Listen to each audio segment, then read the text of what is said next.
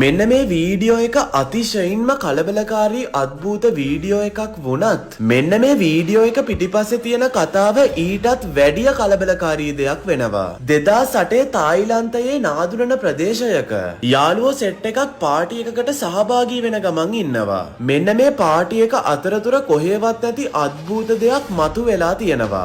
මෙන්න මේ යාළුවෝ සෙට් එක කියන විදිහට එයාලා හොඳටම බීලා පාටි එක එන්ජොයි කරන ගමන් තමයි ඉඳලා තියෙන්නේ.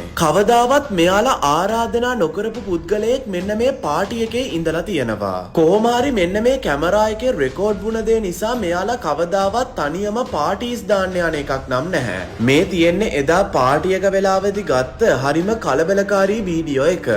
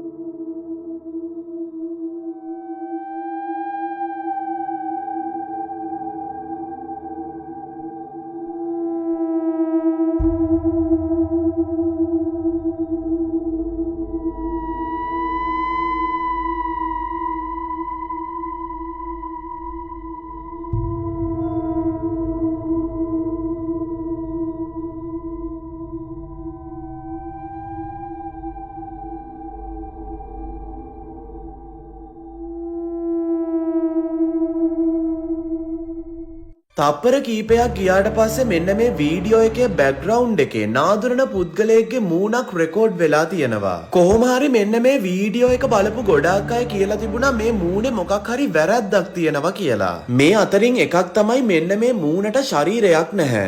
ඒ වගේම තමයි සමහරක් අය කියන විදිහට මෙන්න මේ වීඩියෝ එක zoom කරලා බැලුවොත් ඔයාට පේනවා ඒ මූණේ ලේ පැල්ලම් තියෙනවා.